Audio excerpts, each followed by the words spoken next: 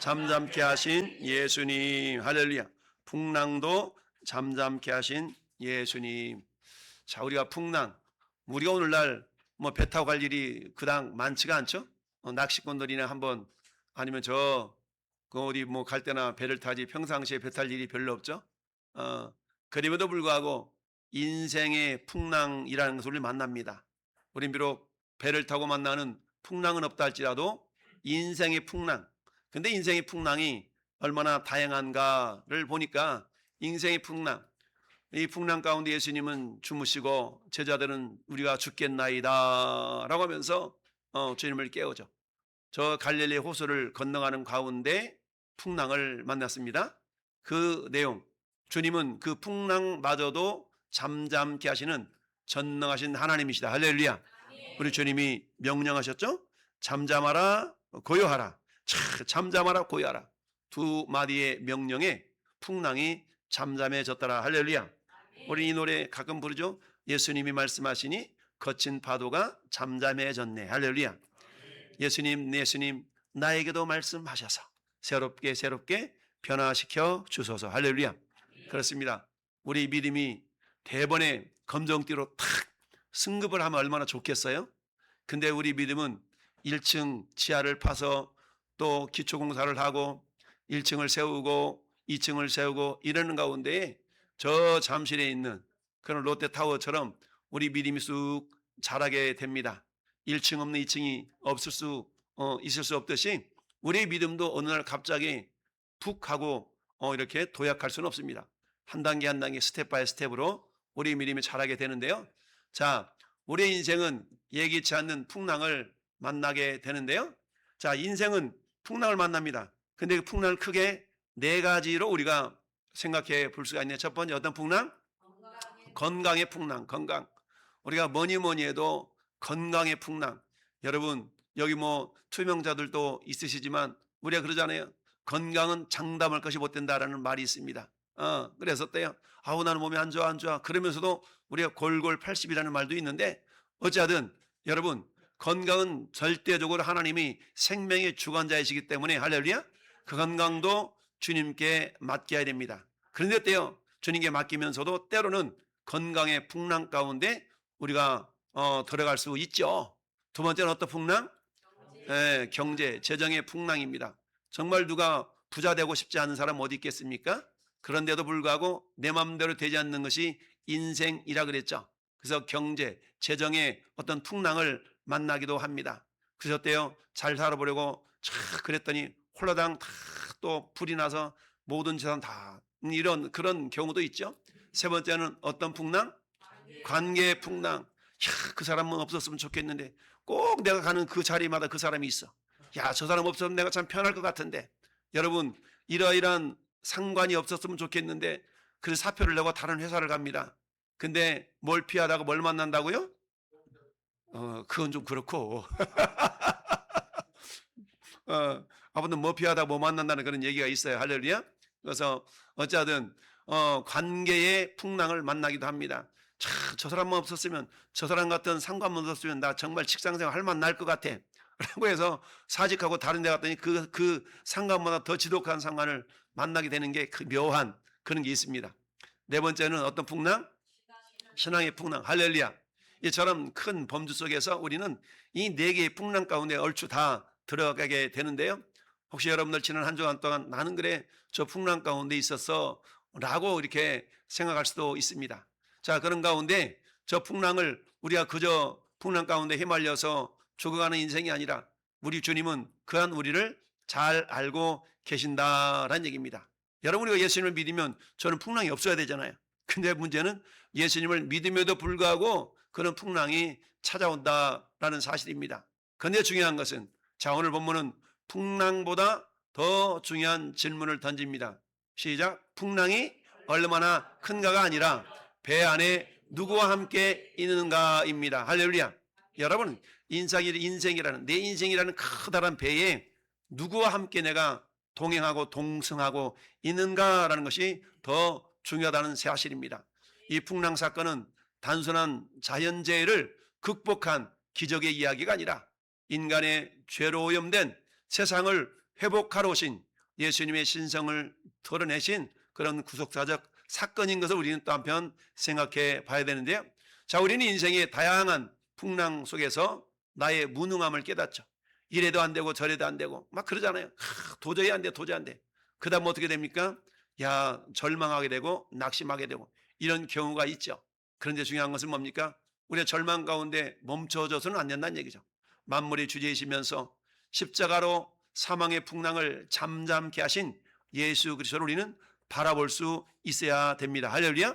그렇습니다. 오늘 말씀을 통해서 우리 인생의 배에 함께 계신 예수님이 누구이신지 깊이 깨닫고 절대적인 평안을 회복하는 은혜가 있기를 주님의 이름으로 축원합니다. 자, 첫 번째 보니까 인생의 풍랑은 창조주 그리스도의 신성을 경험하는 통로다라는 것을 우리가 잊지 말아야 됩니다. 오늘 예수님은 35절 말씀에 그날 저물 때에 제자들에게 이르시되 우리가 저편으로 건너가자 하시니 그랬더니 제자들이 순종해서 같이 건너갑니다. 여러분, 왜 저물 때 건너가야 됩니까? 한낮에 가면 안 돼요? 좀 아침에 일찍 가면 안 돼요? 왜 저녁 때 35절에 그날 저물 때에 제자들에게 이르되 그랬어요. 여러분, 어둠이 찾아오면 인간의 내면 속에 두려움이라는 것이 나도 모르는 사이에 찾아오게 되죠. 여러분, 깜깜한 그 당시에는 뭐 라이트가 있었겠어요? 뭐가 있었겠어요? 그저 그냥 깜깜한 가운데 감각으로 건너가는 그런 갈릴리 바다인데, 갈릴리 호수인데, 근데 그때에 광풍이 몰아치니까 얼마나 두려웠겠습니까? 그들이 무리를 떠나 예수를 배에 계신 그대로 모시고 가매 다른 배들도 함께 갔더라. 여러분, 그 배에 예수님이 함께 계셨어요. 그런데도 풍랑이 일어났다라는 얘기죠. 예수님은 하나님이 인간의 모습으로 오신 하나님이시잖아요. 그러니까 예수님은 하나님이신데 하나님이 계신데도 불구하고 풍랑이 일었다라는 얘기입니다. 자, 그렇습니다. 갈릴리 바다의 베테랑 어부들이었던 제자들, 근데 자신들의 경험과 노력으로 그 풍랑을 어떻게 하든지 해결해 보려고 하는 그런 모습이 있었지만 어때요? 결국 한계에 부딪힐 수밖에 없었습니다. 여러분, 인간이 한계에 부딪히게 되면 어떻게 돼요? 낙심하거나 절망하거나 이렇습니다. 그러나 우리 예수 그리스도를 믿는 하나님의 사람들은 낙심 대신에 예수님을 바라보는 시선이 있어야 됩니다. 할렐루야. 그래서 주를 바라볼 수 있어야 된다는 얘기죠.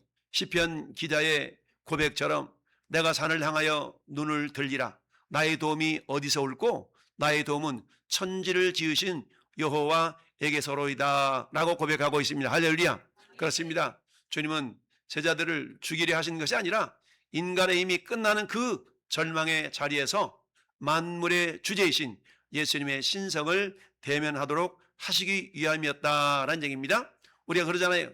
우연이라는 것은 없다. 우리가 그 우연히 그랬어, 우연히 그랬어. 아니요, 우연은 없습니다. 하나님의 섭리 가운데서 하나님의 인도하심과 허락하심 속에서 나타난 일들이다라는 사실 우리가 기억할 수 있어야 됩니다. 이처럼 창조주 그리스도의 신성을 경험하는 통로로 우리 인생의 풍랑이 우리에게 하나님이 허락하셨다라는 사실입니다. 여러분이 경험하고 있는 그런 풍랑들이 다 있잖아요. 건강의 풍랑일 수도 있겠고, 재정의 풍랑일 수도 있겠고, 관계의 풍랑일 수도 있겠고, 어쨌든 다양한 그런 풍랑들이 우리 삶의 현장 가운데 나타나게 됩니다. 흔히 제가 여러분들에게 그런 말씀을 드린 적이 있어요. 신앙생활에 있어서 절대적으로 승리하기 위해서는 두 개의 산을 넘어가야 된다. 여러분, 두 개의 산을 넘어가지 않으면 여러분 예수님을 믿은 지 30년, 40년, 50년이 되어서도 여러분 여전히 신앙의 탑을 그저 1층만 쌓고 마는 그런 많은 경우를 보게 됩니다. 첫 번째 산 따라합시다. 관계의 산. 사람과의 관계의 산을 넘어가야 돼. 즉 사람의 산을 넘어가야 된다는 얘기입니다. 당신 그럴 수가 있어. 어찌 목사님이 그럴 수가 있어. 어찌 장로님이 그럴 수가 있어. 라고 말하면서 사람 때문에 시험 드는 경우가 있거든요. 여러분, 왜 그럴까요? 사람 때문에 시험을 드는 경우는 그 사람을 내가 신뢰하다가 내 기대치에 미치지 못한 경우에 우리는 실망하거나 시험 들거나 낙심하거나 그렇거든요. 근데 여러분, 우리가 흔히 그런 얘기 하는데 사람은요, 여러분, 오늘날에는 참 병원들이 시설이 좋아서 그렇지 옛날 냉동시설 없었을 때 5, 6월 무더운 여름날 사람이 이렇게 돌아가셔 봐. 그럼 어떻게 됩니까? 옛날에는 뭐 3일장, 4일장, 10년, 5일장 치료 그랬잖아요. 그럼 어때요? 저 윗목에 아랫목에다가 관뚜껑 덮어 탁 놔두면 어떤 일이 나타나요? 썩어가지고 어때? 시체물이 질질 흘리는 그런 일이 발생하게 됩니다. 그럼 여러분 생각해 보세요. 썩은 물이 질질 흘리는 그 시체를 바라보면서 여러분들 이상하다 이런 적 있어요 없어요? 이렇지 않아. 그걸 당연하게 생각하지 이상하게 여기지 않습니다. 마찬가지로 저는 여러분 인생이라는 거는요, 인간이라는 것은 따로 인간은 죄성이 있는 연약한 존재. 그래서 인생은 의지의 대상이 아니에요. 설령 부부지간에 여보 나만 믿어 나만 믿어 그 말은 위로의 말이긴 하지만 그렇다고 해서 우리가 남편조차도 아내조차도 믿음의 대상이 아니라 따라합시다. 사랑의 대상, 용서의 대상. 야, 뭔가 기대한다는 얘기 내가 받고 싶은 거거든요. 근데 우리는 인간은 받는 대상으로 누군가를 바라보면 반드시 실망을 하게 돼 있어요. 그러니까 이거 받을 것이 없으면 어때? 내가 줄 것만 생각하면 되거든요. 그러니까 인간은 뭔가 받을 것이 있는데 나한테 안 줘. 그러면 서운한 생각이 들고 뭔가 그런 생각이 들거든요. 근데 내가 받을 건덕지가 전혀 없어. 받을 게 없고 내가 뭔가를 주고 싶은 마음만 있다 그러면 이런 시험거리가 전혀 없거든요. 따라서 사람의 산, 이건 관계 속에 나타나는 거거든요. 사람은 어떤 존재냐 따라서 용서해주고 사랑해주고. 그래서 사람은요 받는 대상이 아니라 주는 대상이에요. 주는 대상. 용서해주고 사랑해주고 할렐루야. 처럼 주는 대상으로 인정할 때 우리는 신앙생활의 절반은 성공한 겁니다. 할렐루야. 두 번째는 따라서 물질의 산. 물질의 산을 넘어가지 못하면 신앙에 성공할 수가 없습니다. 자, 어떤 분이 나한테 얘기해 줬더라? 그런 얘기는 어떤 분이 신앙생활을 하다가 요즘 보니까 전도를 하는데 그랬군요. 전도를 하는데 그분이 교회를 안 나간대. 지난주 금요일 날 있었던 일이에요. 지난주 금요일 날 제가 수원에서 금요일마다 가서 이렇게 전도 훈련도 받고 그러는데 그때 어떤 분이 전도를 하는데 어떤 중년의 남성이 자기는 교회를 안 다닌다는 거야. 왜 교회를 안 다녀? 그랬더니 자기가 장로 직분을 받았는데 장로인데 왜 교회를 안 나가? 그래가지고 얘기를 하다 보니까 물질이 시험을 들은 거야. 물질이 시험을 들었어.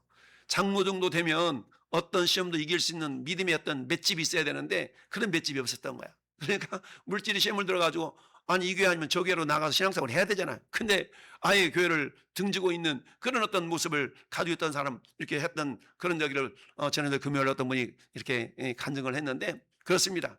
아무리 천하장사를 할지라도 우리가 이 두 가지 산, 첫 번째 산은 인간의 산, 사람의 산. 이 사람의 산은 어떤 거? 인간은 주는 대상이 되어져야 된다. 받으려고 하면 반드시 시험 는다. 그러니까 주는 대상으로 인정할 때 그리고 인간은 마치 뭐가 똑같아요? 썩은 냄새나는 그런 시체와 똑같다는 존재를 우리가 인식하면 우리는 기대하지 않습니다. 단지 어때요? 그를 통해 역사할 하나님을 기대하게 됩니다. 할렐루야. 따라서 인간을 기대하지 말고 하나님을 기대하라. 그렇습니다. 두 번째 물질의 산을 넘어가게 되는데 넘어가지 못하는 이유는 그것이 내 것으로 여겨지기 때문입니다. 여러분 엄마 뱃속에서 나올 때 여러분 금부치 가지고 나오신 분 있어요? 엄마 뱃속에 나올 때 여러분 돈다발 들고 나오신 분 있어요? 없어. 아무도 없어. 여러분 맨몸으로 나왔어요. 그러잖아요. 맨몸으로 나와서 맨몸으로 돌아간다는 말이 있잖아요. 할렐루야. 제가 자주 인용하는 말씀. 사람이 죽을 때 입는 옷을 뭐라 그래요? 수의라고 수의. 수의에다가 여러분 크다란 주머니 달린 적 본 적 있으세요? 수의에는 주머니가 없어. 왜 주머니가 없다고요? 가지고 갈 수 없기 때문에 그렇습니다. 그래서 수의에는 주머니가 없어. 따라서 여러분이 가지고 있는 그 모든 것이 주인이 주님이심을 인정하지 않을 때에 물질의 산을 넘어가지 못합니다. 여러분 믿음이 성장한다는 얘기는 모든 것이 주인이 우리 하나님이시다라는 인정이 되어져야만이 믿음이 자라게 돼 있어요. 할렐루야. 따라서 두 번째 산은 물질의 산을 넘어가지 못하면 우리 믿음이 자라갈 수가 없는 겁니다. 오늘 여러 가지 풍랑을 우리가 만나는데 건강의 풍랑, 재정의 풍랑, 관계의 풍랑 이런 다양한 어떤 그런 풍랑들을 우리가 만날 수가 있다는 얘기입니다.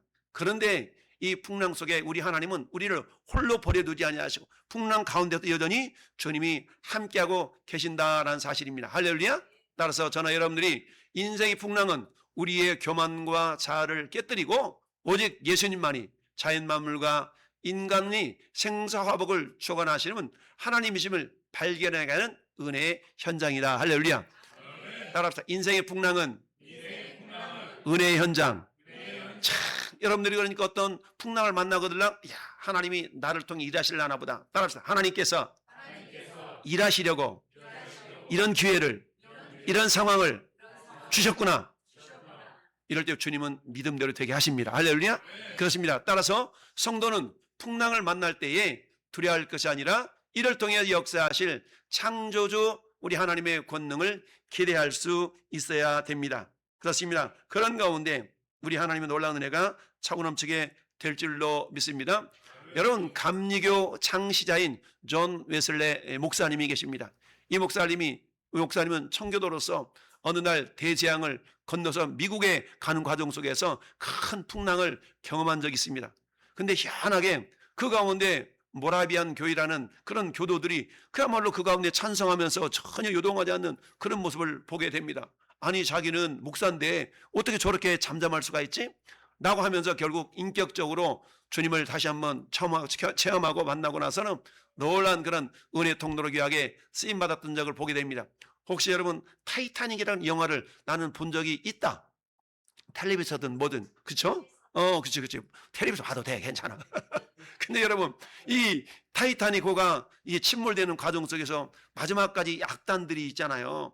다른 사람은 다 두려워서 떨면서 이러는 가운데 있는데 이 악단들은 때 마지막까지 이 악단, 이게 그 노래도 부르면 찬송가를 딱 불려 퍼지면서 같이 이렇게 수장되어 어찌 보면 순교라고 할 수 있을까요? 그런 길을 걸어가지 않습니까? 그들도 뭐 두려움이 없었겠습니까? 그러나 중요한 것은 어떻습니까? 따라서 죽어도 천국.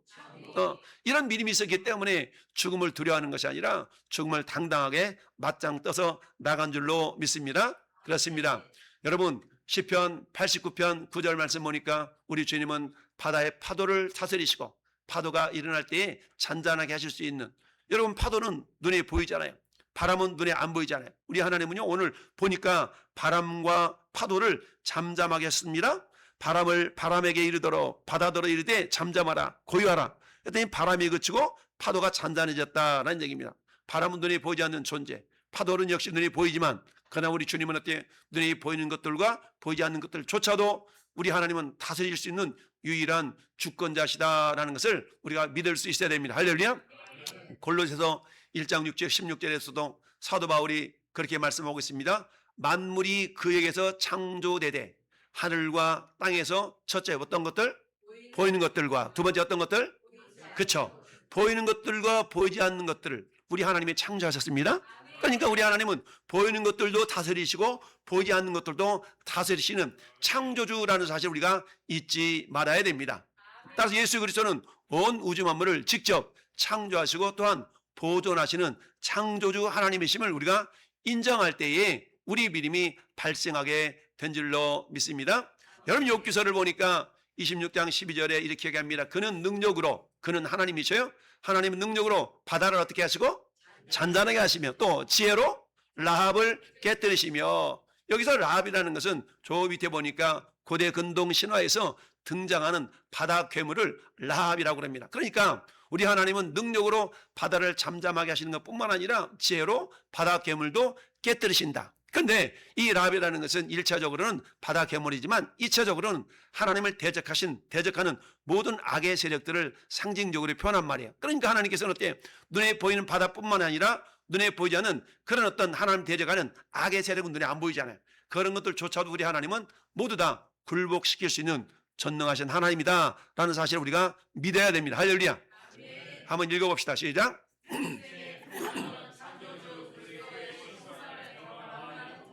그렇습니다. 여러분, 우리가 지난날 이렇게 돌아보니까 나에게 다양한 풍랑들이 있어.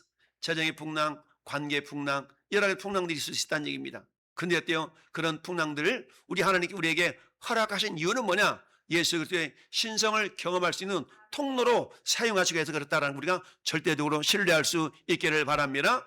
두 번째는 읽어봅시다. 시작. 예수님은 말씀의 권세로 죄와 사망의 풍랑을 잠잠케 하시는 구속자이십니다. 아멘. 우리 주님께서 오늘 늦은 시간에 늦은 밤에 건너가자라고 말씀하시면서 그들을 어찌 보면은 그런 어두운 환경으로 우리 주님이 몰아가신 이유가 뭘까? 그 환경을 통하여 주님은 어때요? 더욱더 자신들의 한계를 깨닫고 주님을 신뢰할 수 있는 믿음을 심어주시기 위해서 그렇다라는 우리가 기억할 수 있어야 됩니다. 내 삶에 여러 가지 인생의 풍랑들이 있을 수가 있어요. 근데 그 풍랑 자체만을 바라본다면 힘들고 괴롭고 때로는 억울하고 왜 나한테만, 우리 그런 노래도 있지 않습니까? 왜 나만 겪는 고난이냐고. 그죠? 왜 나만 겪는 고난이냐고. 근데 돌아보니까 강도는 다르지만 누구나가 다 고난이 다 있다는 사실 우리가 기억을 해야 됩니다. 예수님은 잠에서 깨어나 풍랑을 향해 복종을 명하셨어요. 우리가 죽겠나이다. 우리가 죽겠나이다. 선생님이 우리가 죽게 된 것을 돌아보지 아니하시나이까 라고 하면서 예수님을 깨우는 모습이 나타나죠. 우리 그 말씀 안에서 성난 바다는 즉시 깊은 고요함에 잠긴 걸 봅니다. 성경에서 바다와 풍랑이라는 것은 단순히 자연현상을 넘어서 하나님을 대적하는 사탄의 세력, 그리고 인간을 삼키려는 죄와 사망의 권세를 상징합니다. 그래서 오늘 35절부터 41절을 넘어서 5장으로 넘어가면 귀신 들린 사람의 역사하는 그런 모습이 등장하게 되거든요. 연관성이 다 있는가요?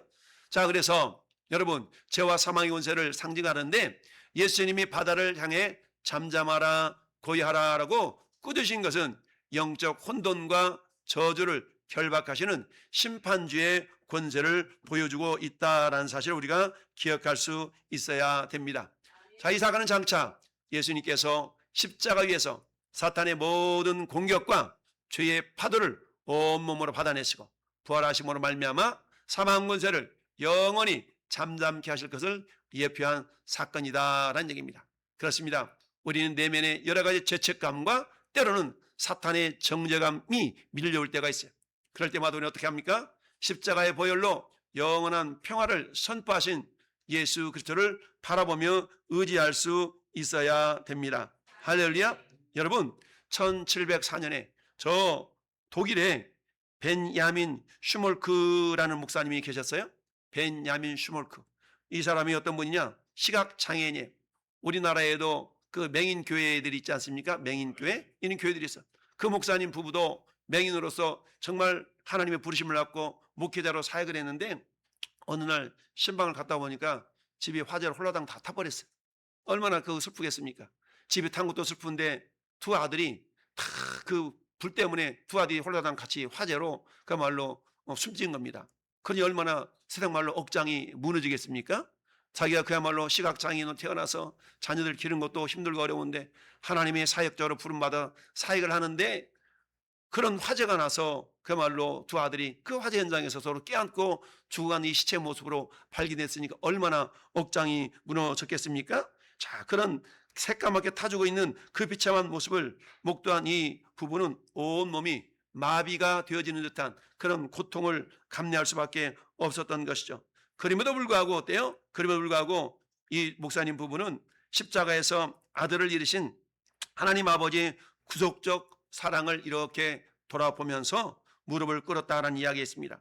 그러면서 이 목사님이 작사한 찬송가가 있어요. 펴볼까요? 549장. 549장. 549장.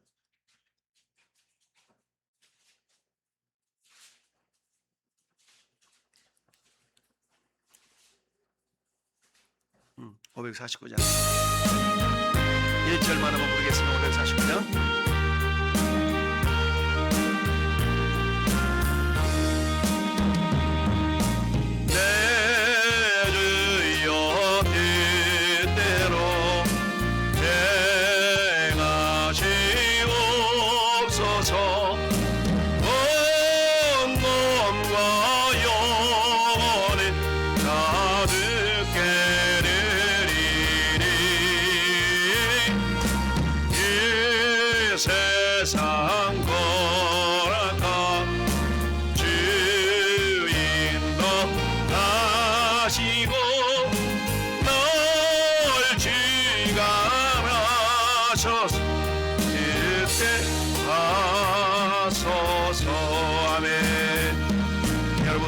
여기 보면 549장 그 밑에 영어로 비 슈몰트 이렇게 돼 있죠? 이 비 슈몰트 이게 목사님을 나타나고 있는데요. 베냐민 슈몰트 목사님이 작사를 한 겁니다. 그러니까 신방 와봤더니 집은 홀라당 다 탔지, 두 아들이 화재로 죽었지, 이는 얼마나 고통 가운데 있었겠습니까? 그러다가 십자가에서 우리 죄를 내어 죽으신 예수님을 바라보면서 고통을 이겨낸 거예요. 그러면서 작사한 작사가 내 주의 뜻대로. 그렇잖아요. 우리는 때로는 내가 감당할 수 없는 듯한 어떤 그런 여러 가지 그런 어려움들이 있잖아요. 그런 풍랑들이 있어요. 관계 때문에, 재정 때문에, 건강 때문에 이런 어떤 고통들 없는 사람 없거든요, 사실. 근데 이런 고통을 하나님이 허락하셨어요. 허락하신 이유는 왜 그러냐? 그걸 통하여서 예수 그리스도의 구속의 사랑을 깨닫기를 원하신 겁니다. 할렐루야. 따라서 오늘도 우리가 정말 말은 하지 못하지만 우리는 다양한 어려움들이 있거든요. 그러면서 때때로는 하나님을 원망하기도 하고 옆에 있는 사람을 원망하기도 하고 그렇습니다. 그러나 우리는 어때요? 그런 상황일수록 더욱더 주님을 바라볼 수 있는 영적인 눈이 열릴 수 있기를 축복합니다. 아멘. 화면 바꿔주세요. 네. 자, 그래서 우리 하나님께서 우리 내면의 죄책감과 사탄의 정죄감에 밀려올 때에 십자가의 보혈로 영원한 평화를 선포하신 예수님을 의지하고 바라볼 수 있어야 됩니다. 여러분 시편 107편 29절 30절 이렇게 말합니다. 광풍을 고요하게 하시고 물결도 잔잔하게 하시는 그런 하나님, 그들이 평안함으로 말미암아 기뻐하는 중에 여호와께서 그들이 바라는 항구로 인도하시는도다. 할렐루야. 마침내 하나님께서는 이런 놀라운 구원의 항구로 우리를 인도해 가신 줄 믿습니다. 환난 중에도 부르짖는 자들의 풍랑을 우리 주님은 잔잔하게 하시고 영원한 구원의 피난처이신 천국의 항구로 우리를 영원히 인도하신 그 주님이 오직 예수 그리스도이심을 믿으시기를 바랍니다. 그렇습니다. 히브리서 2장 14절 말씀이 이렇게 얘기합니다. 자녀들은 혈과 육에 속하였음에 그가 또한 같은 모양으로 혈과 육을 함께 지니시면 예수님 육신을 입고 오시면 이 말이에요. 죽음을 통하여 죽음의 세력 잡은 자 곧 마귀를 멸하시며 또 죽기를 무서워함으로 한평생 매어 종노릇한 자들을 놓아주려 함이었다라는 얘기입니다. 여러분, 우리 예수님은 십자가의 죽음과 부활을 통해서 인간을 두렵게 하는 그 최종적인 풍랑인 사만 권세 그리고 마귀를 완전히 멸하신 줄 믿습니다. 따라서 우리는 이제 그 주님을 의지하고 신뢰함으로 우리에게 다가오는 이런 여러 가지 두려움의 풍랑들을 능히 물리쳐 이기는 주인공들이 된 줄로 믿습니다. 그렇습니다. 자, 로마서 8장 1절 2절은 이렇게 이야기합니다. 그러므로 이제 그리스도 예수 안에 있는 자에게는 그러므로 이제 저나 여러분들은 이 말이 할렐루야 정죄함이 없나니 이는 그리스도 예수 안에 있는 생명의 성령의 법이 죄와 사망의 법에서 너를 해방하였음이니라 라는 얘기입니다. 할렐루야. 저는 여러분들의 이름이 영원한 천국 생명책에 다 기록되어지고 우리 하나님의 자녀가 된 줄로 믿습니다. 내가 오늘 설령 그런 고통의 여러 가지 풍랑 때문에 고통을 당한 이 땅을 떠난다 할지라도 우리는 어디 가는 거예요? 영원한 천국 주님 품에 안기게 될 줄로 믿습니다.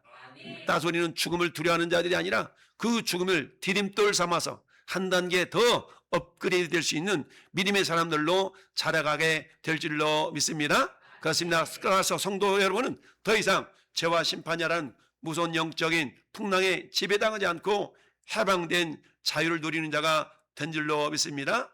너희가 내 말에 가하면 진리를 할지니 진리가 너희를 자유케 하리라. 즉 말씀 안에서 참다운 진리를 우리에게 주심으로 우리가 자유함을 누리는 존재가 되었습니다. 한번 읽어봅시다. 시작.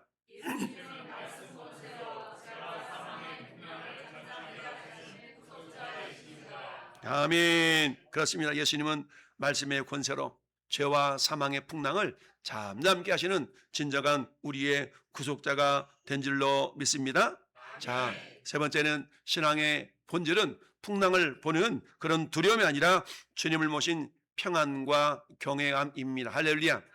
여러분, 사도 바울이 로마서에서 하나님의 나라가 뭐라고 정의합니까?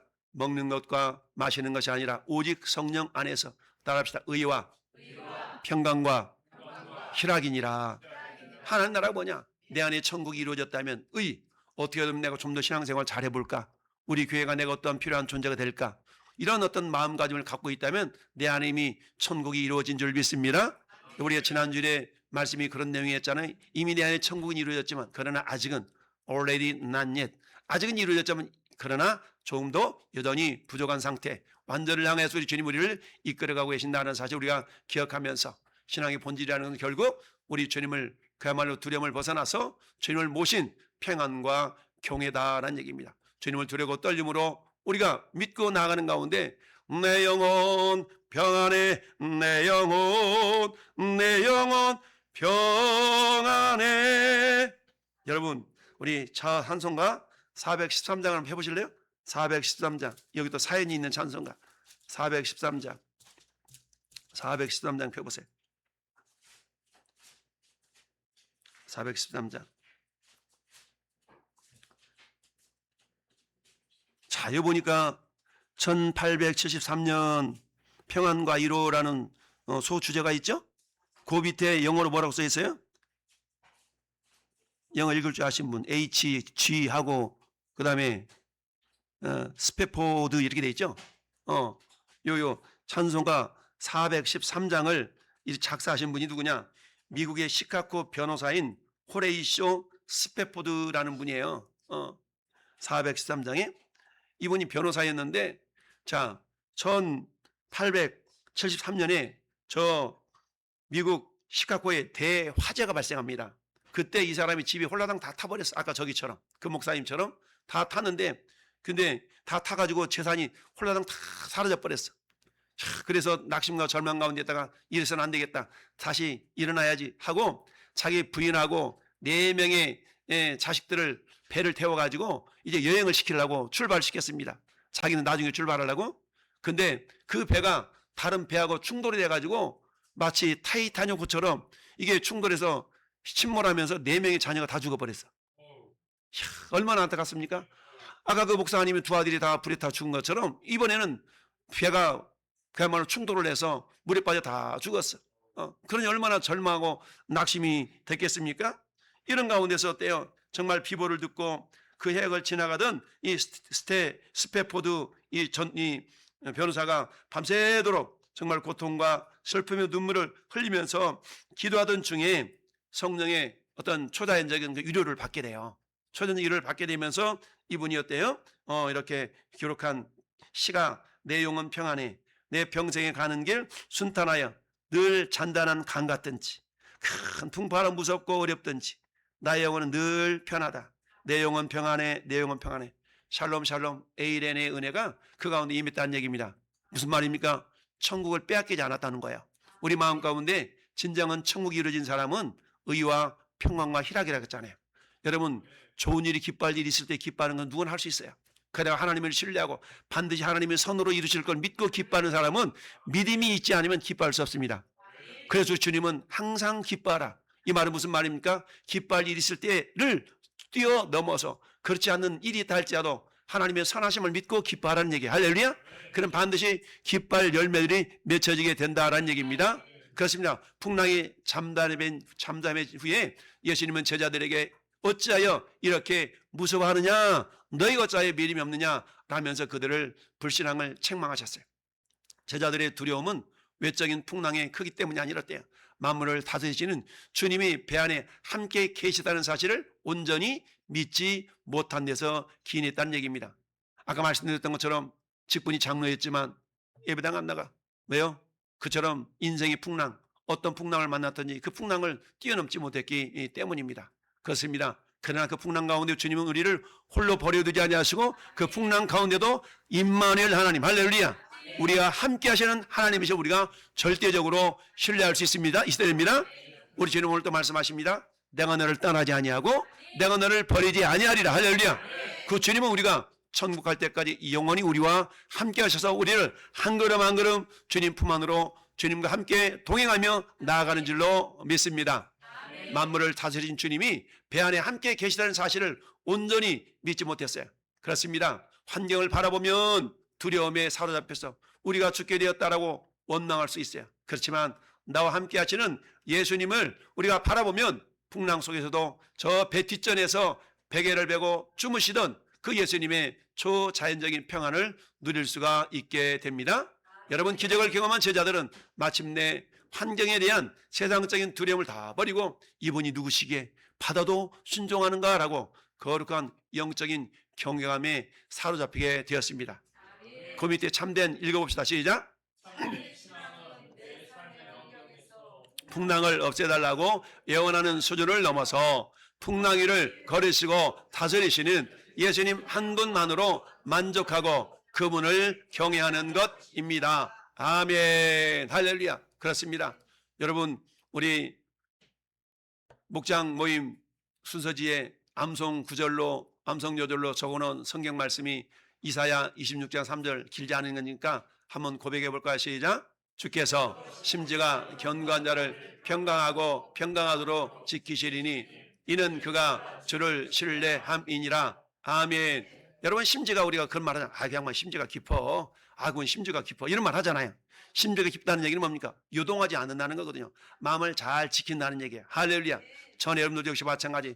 우리 주님 바라보실 때, 야, 우리 이 집사, 우리 김 집사 참 마음 심지가 깊구나 라고 우리 주님이 칭찬하신다면 우리 마음은 어떤 상황 가운데서 인생의 다양한 풍랑이 우리 가운데 임한날지라도 우리는 어때요? 내 영혼 평안해, 내 영혼, 내 영혼 평안해. 할렐루야. 이런 믿음의 고백이 나타나게 될 줄로 믿습니다. 어떤 거친 환경 속에서도 흔들리지 않고 오직 주님만을 신뢰하는 그런 자에게 하나님께서는 어때요? 깨지 않는 절대적 평안을 주시겠다라는 하나님의 약속입니다. 이 놀라운 약속이 저는 삶 가운데 매일매일 경험되기를 예수님의 이름으로 축원합니다. 우리 주님은 너에게 평안을 주는데 내가 너에게 주는 평안은 세상이 주는 것 같지 않아. 그러니까 염려하지 마라 라고 말씀을 하십니다. 예수님은 십자가의 구속을 통해서 세상 풍파가 감히 앗아갈 수 없는 하늘의 초자연적인 평안을 성도에게 선물로 따릅시다. 이미 주셨습니다. 그렇습니다. 이미 내 안에 있습니다. 할렐루야. 우리의 시선이 저 세상을 향하기보다 내 안에 계신 주님께로 내 시선을 고정시킨다면 반드시 그 평안, 그 샬롬이 나를 통하여 흘러가게 될 줄로 믿습니다. 우리 주님은 그래서 이렇게 말씀합니다. 아무것도 염려하지 말고 다만 모든 일에 기도와 간구로 너희 구할 것을 감사함으로 하나님께 아뢰라. 그래야만 모든 지각에 뛰어난 하나님의 평강이 그리스도 예수 안에서 너희 마음과 생각을 지키시리라. 할렐루야. 여러분, 염려의 풍랑이 다가올 때마다 우리는 그걸 주님께 맡게 됩니다. 주님께 맡기는 비결은 따릅시다. 기도로. 기도로 주님께 맡기는 거야.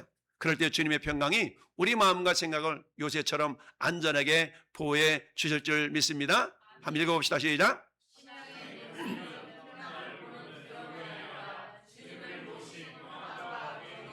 그렇습니다. 신앙의 본질은 풍랑을 바라보는 두려움이 아니라 주님을 모신 평안과 경외감이다라는 사실을 기억하면서 어떤 상황 가운데서도 여러분, 엄마 젖을 먹고 엄마 품에 안겨 새근새근 잠을 자는 그런 젖된 아이의 모습을 바라보세요.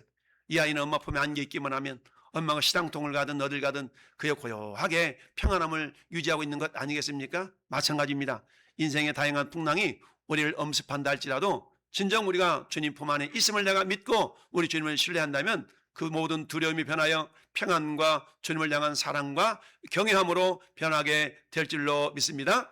결론을 봅니다. 오늘 우리가 탄 인생의 배가 거센 풍랑으로 휘둘리고 전복될 것 같은 그런 속에 있을 수가 있어요. 그러나 우리의 삶의 풍랑은 우리를 파멸시키려는 사탄의 괴계가 아니라 우리의 무능을 깨닫고 배에 함께 계신 창조주 예수 그리스도를 대면하게 하시는 영적인 축복의 기회인 줄로 믿습니다. 이미 십자가에서 죄와 사망의 가장 큰 풍랑을 몸소 담당하시고 부활하심으로 영원한 승리를 선포하신 우리 예수님께서 지금 우리와 동행하고 계십니다. 할렐루야. 따로 주님이 내 안에, 따라하세요. 주님이 내 안에, 내가 주님 안에. 그렇습니다. 내가 주님 안에, 주님이 내 안에 계시면 우리가 믿고 그 주님을 바라보며 나아갈 때 우리 주님 우리를 반드시 생명길로 인도해 가실 줄 믿습니다. 환경을 바라보며 두려워하며 원망하던 불신앙의 자리에서 우리가 일어나 이제 말씀 한마디로 만물을 잔잔케 하시는 주님의 권세를 신뢰할 수 있기를 바랍니다. 세상 풍파보다 더 크신 우리 주님 예수 그리스도의 온전한 말 바라보면서 온전히 경외함으로 세상이 줄 수 없는 하늘의 평안을 함께 누리며 영원한 천국 한 곳까지 담대히 전진하는 우리 믿음의 모든 성도들이 될 수 있기를 예수님의 이름으로 축원합니다. 아멘. 할렐루야.